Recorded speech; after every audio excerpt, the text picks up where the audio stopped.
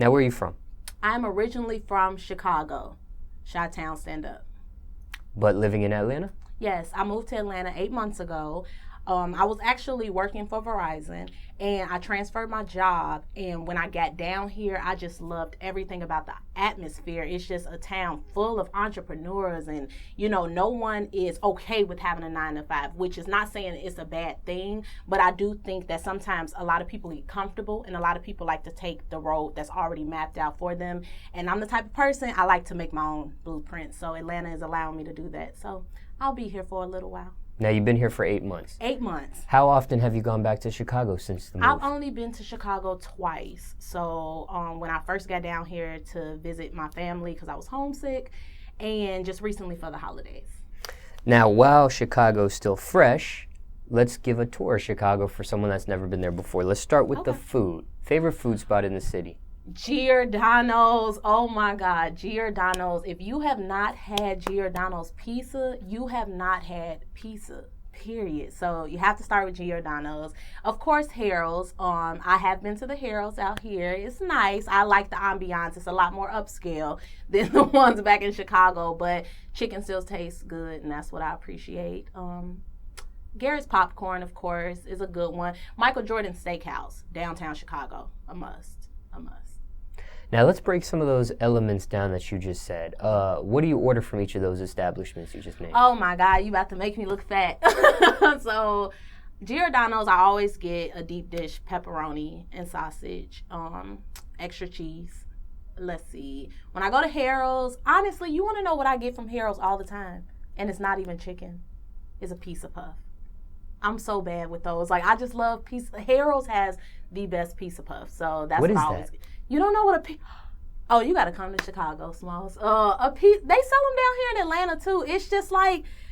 It's like beef wrapped up in a tortilla. Like, it's good. It's like, pizza rolls? It's like a gigantic pizza roll.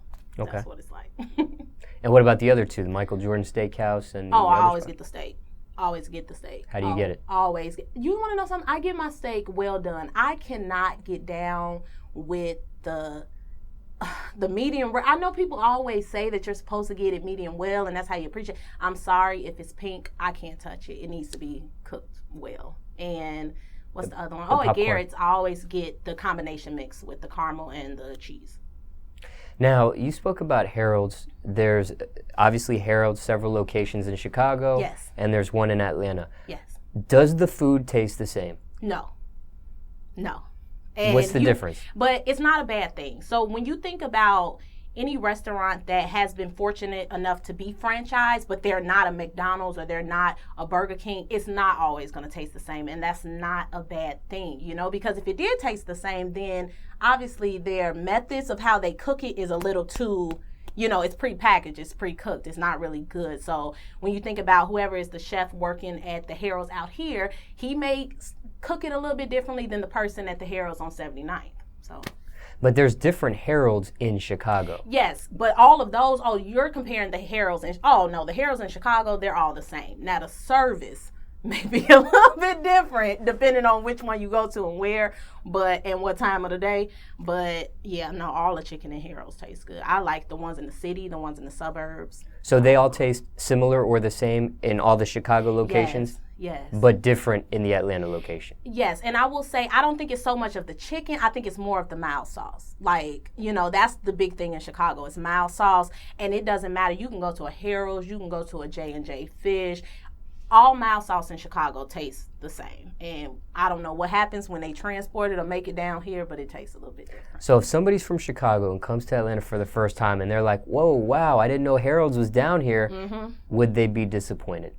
No. They wouldn't be disappointed because, taking it back to what I said earlier, it's the ambiance. The ambiance is a lot better. I did see that it's like an ice bar too. So when I first walked in, I saw a couple at the table and the lady had a wine glass.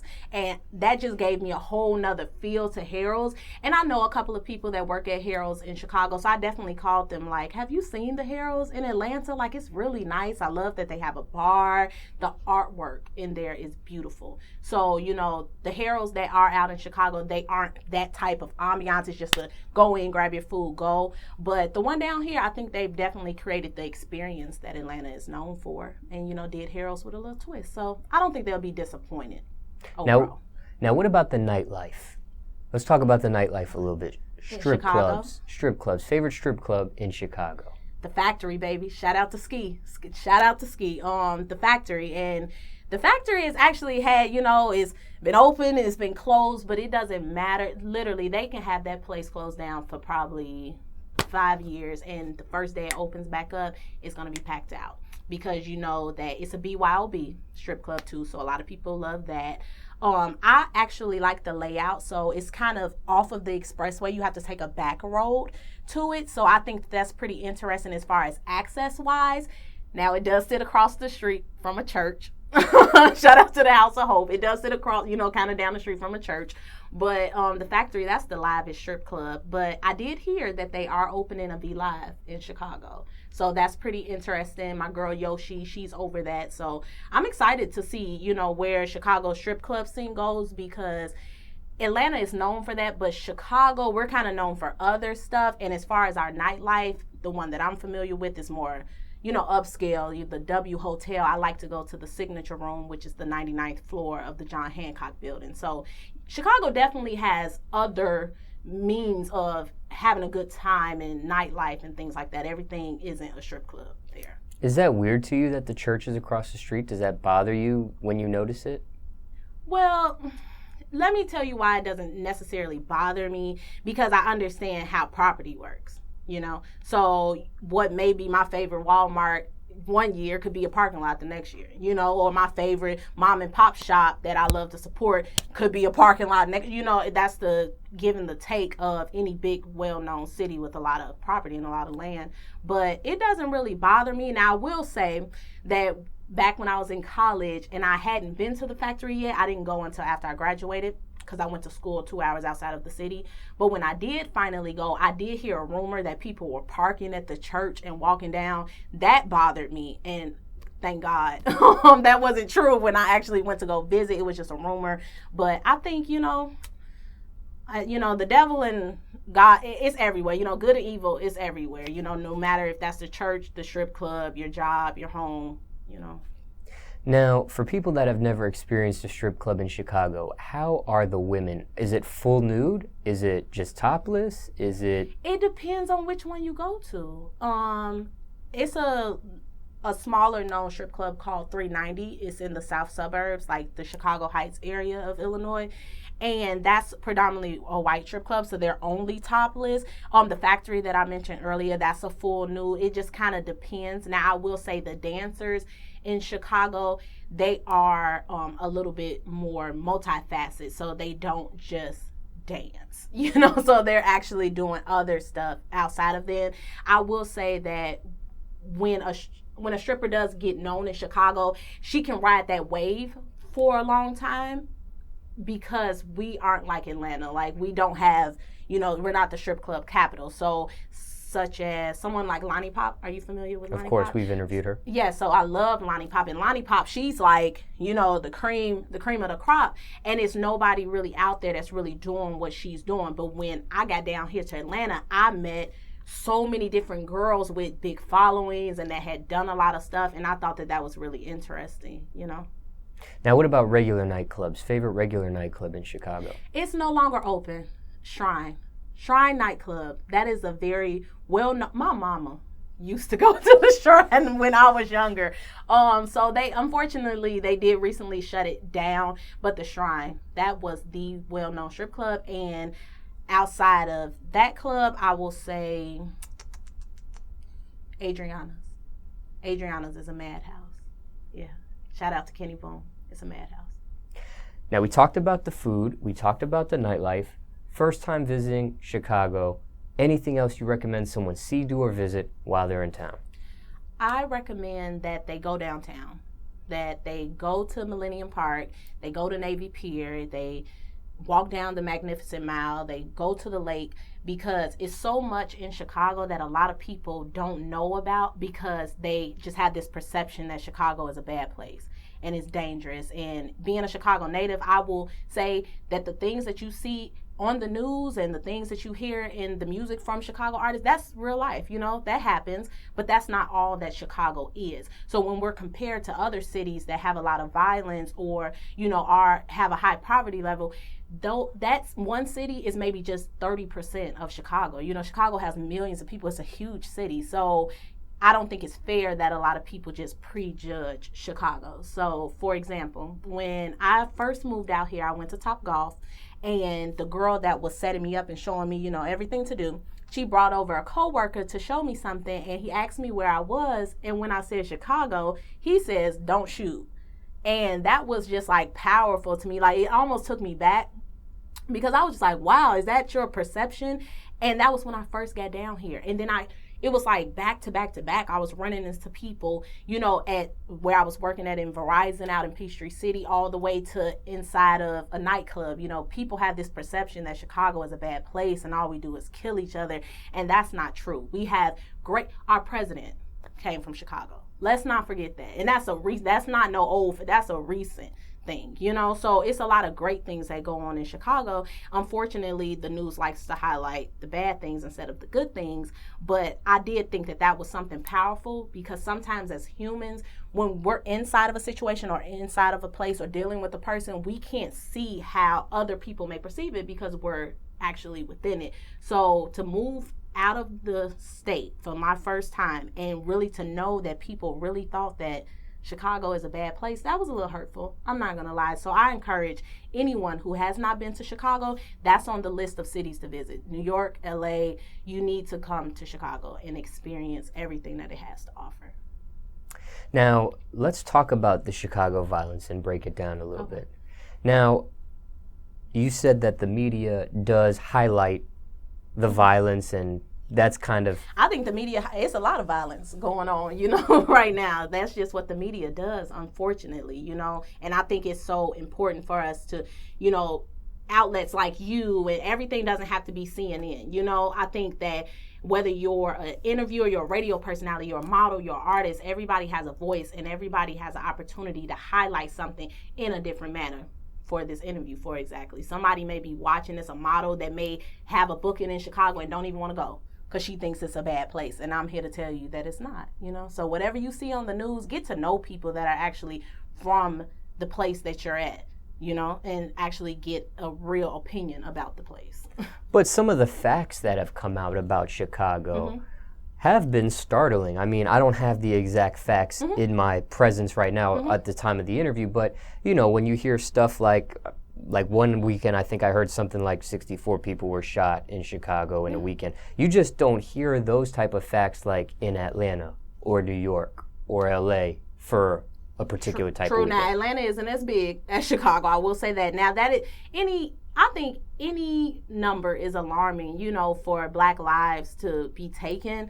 Now, unfortunately, in Chicago, it's at a high alarming number. And, I've been a victim. I've had, family members and friends of mine that I've lost at a very young age. And recently, from gun violence. It could be somebody somebody you don't know. I just think awareness is the biggest thing, and outreach programs too. So a lot of people don't know, I'm known as a model, but I have a scholarship fund at my alma mater, and it's called the Sadrina Humphreys Academic Excellence Scholarship. And what it does, it gives at-risk teenage youth in the Chicagoland area an opportunity to get networks within the college that they plan on attending. And it also gives them a financial scholarship to help them, buy books or, put money on their actual tuition. And I think that's the kind of stuff that should be highlighted, because it's a lot of stuff like that goes on in Chicago that doesn't go on in other cities. And in a big magnitude, the church that I told you about that's down the street from the strip club, that's the House of Hope. That's the biggest, church that's in Chicago, Reverend Meeks, and they started off in a small church, and the church is huge. I tell anybody, Google it, YouTube it. And they do a lot of good programs, such as where the youth can come in and they can turn in guns, no questions asked. And that's the stuff that doesn't make it to the news, And that probably spared, 60 lives gone, but that could have spared 30, 60 more lives, Now, aside from the startling number of those type of statistics, you also hear the media say a lot about kids and babies getting shot, which is something you don't really hear in other cities. If it's going on, it's not shed to the light. if at all. Because it goes on. It goes on. And you hear it more than once. Yeah, very true. But I think that it has everything to do with, you know, what you see is what you get. I believe in speaking things into existence. The same thing, you know, if you're broke and all you keep wanting to talk about is you being broke, you get what I'm saying? If that's the topic of conversation, that's your first thought when you wake up, that's all you see, that's all, you're hanging around broke people, that's what's going to happen. Like, you get what I'm saying? And that's what's going to continue to happen. So when it comes with the violence, you know, shout out to the Chicago artists that highlighted but show why they did some of the things that they do, because I think some people have it split in the middle, especially with Chicago artists, where you have your Chicago artists that rap about change, and you have your commons, and, you know, or you have your high profile Chicago artists like Kanye, and then you have your drill artists, shout out to King Louis and Dirk, and, you know, and not to say that they're any less than the other ones that do rap about change and positivity, but they're rapping about what's really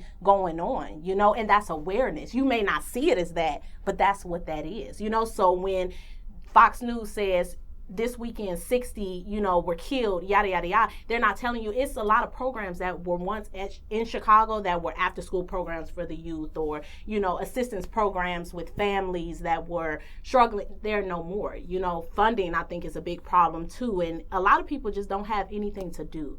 You know, whether that's violence in Chicago, violence in Detroit, violence in Atlanta, a lot of people just don't have anything to do with their time. And that's when I think you get into the babies falling victim and stuff. Like, you can't have beef with a 1-2-year-old that you never knew, you know, but when you're bored and you have nothing to do, you riding around and having a good time, things happen, you know, and I think those are the things that need to be addressed. Now, you're obviously in Atlanta. Have you visited other cities like New York and LA before? I haven't been to LA. LA is my dream place to go, Smallz. I don't even want to visit until I know that in the next 30 days I could live there. But you visited New York before? But I have been to New York. New York was amazing. New York is definitely fast-paced. They just a little rude. I ain't gonna lie. They I get what people mean when they say people who are from big cities, we have like this, I don't know, this aura to ourselves where we don't mean to come off, you know, bold or rude or blunt, but that's just how we are coming from a big city. So when I went to New York recently, it was like, wow, you know, I went into a Best Buy to buy an iPad, and the guy he was talking to me. I was just like, this how you guys talk? And he's like, yeah. And I was like, oh, okay. Well, the reason why I ask is because Chicago has millions of people and is a big metropolitan city. Yes. And then you also have New York, which is a huge metropolitan city and millions of people there, and you've got millions of people in Atlanta, and you haven't been to LA, but there's millions of people there too. Why is the violence, of course the media is, that's what the media talks about for Chicago, but why do you see stuff happening in the streets and the babies being shot and so on and so forth? Why do you hear and see that happening in Chicago and not in a metropolitan area just as big, if not the same size or bigger, in New York City, LA, which you've never visited before, or Atlanta, which may or may not be as big in terms of size, but still millions of people there. Why don't you, if Chicago is just as big of a city as them, why aren't those things happening there? Because we're riding a wave right now. It's a wave. It's like anything else it's like when somebody becomes famous and you're concerned with this person. This is the it person, so you focus on it. LA and Compton has always been known to be a dangerous spot. You get what I'm saying? They've had movies done about them and documentaries. They've been in the news, you know, music has highlighted them in film and all of that stuff. I think Chicago right now is riding a wave, and what's so unfortunate is because, and me being from here, some people may agree, some people may disagree, but I think what hurt the most is because that is a real issue, you know, and way before, you know, even Chirac was a word or anything like that, I was losing family and friends, you know, to violence. So I think once it got put on a pedestal in the media, you know, and now we have movies that are depicting the city in a totally different way that is not even, you know, perceived and stuff like that, it's just like it's riding a wave. And like I said, with the programs not being there and the awareness not being there in the community, you have all these young adolescents seeing that they're not the focus, but our city is. And our city is known for being violent. So now they feel the need to portray this image and be this person. You get what I'm saying? And it just keeps the cycle going. You know, it keeps the cycle going. So when you think about the whole wave of Chicago being known as violent and us being all in the news, which happened maybe, I'll say, I kind of saw it come to my attention maybe back in 2009, 2010. And it's like we've been riding a wave right now. And what's sad is some people in Chicago, they like that. They like being known as that. That was embarrassing for me to come to Atlanta and that be known. And like you're saying, that when it was a revelation to me, where it was like, wow, this is what's really going on. Because sometimes you do become numb to it. And I'm just so happy that you're even asking me these questions, you know, because when I went back home to visit Chicago and I took a close friend of mine, you know, with me, it was just amazing to see him. I showed him the good parts and I showed him the bad parts, you know, and he was just like, this city has a lot more to offer, but I see, you know, some of the stuff that's going on. But everybody, I don't know if you've ever been to Chicago or what parts of Chicago, but it's not as bad as they try to make it seem. It's bad. I'm not going to lie. Just like what's going on right now. Let's forget Chicago, just in the world. It's bad, you know, but just how we saw 2 lives taken on social media, that's been going on for years. It's just alarming because it's in our face. You get what I'm saying? So now it's just like, oh, this is going on in the world, but it's been going on. You know, and I think that, like I said, that's when it calls for action and awareness. And that's why I'm just so pro Chicago. Like, go to Chicago, go visit it. Just go visit, give it a chance, because it's not that bad. Like, it's not that bad. And the 2 social media people you're referring to is Alton and Philando. Yes. Rest in peace. Alton's funeral is today. Yeah, rest in peace. Now, as far as lingo in Chicago, what are some terms or some phrases one might hear in the city right about it, right now? Goofy, with your goofy ass. Like goofy. Everybody here in Atlanta says I say that so much. G, we say G a lot. Joe, that's an old one. What else? Tweaking. Nobody has ever heard that. Like, I told somebody that the other day, they did something weird, and I was like, you tweaking. And they was like, what's that? You've heard that before? Okay, so I'm not tweaking, and I know I ain't tweaking. What are some of these phrases mean you just told us about? Well, tweaking means like you're kind of wilding out, like you're out of it, you're being weird, or you're messing up, or not doing something good. That's tweaking. Joe, G, Goofy, they're just little pronouns, you know. Of course, you don't want to be called a goofy. Like, that's not a good thing. But G, it could be a term of endearment. I use it so much, it's like second nature to me. I really don't say Joe as much. Bogus is another one, which bogus just means not good. That's it. So goofy, is that a disrespectful term? It could be, yeah. But you know, everything, words are just sticky, you know. So the same way bitch and nigga can be seen as a term of endearment or something derogatory, the same thing with goofy. So I could be talking to somebody and get your goofy ass on up out of here. You know, when my friend just playing, or, you know, it could really get real with somebody and be like, you better take your goofy ass on someplace else. Now, what about as far as events? Are there any major events in Chicago you recommend someone come to the city specifically for? Like, for example, in New Orleans, Mardi Gras is like a week-long celebrated event in New Orleans. Taste of Chicago. So I was home for the 4th of July, so I did get to go to the Taste of Chicago. It was on Snapchat too. They had over like 10,000 pounds of cheesecake. Like, it was crazy. I tell most people, check out Taste of Chicago. What else do we do? Being that Chicago is a big city, we actually get access to a lot of different events. So last year, the NFL draft was in Chicago, you know, different stuff like that. It's a blog. I can't remember the name of it.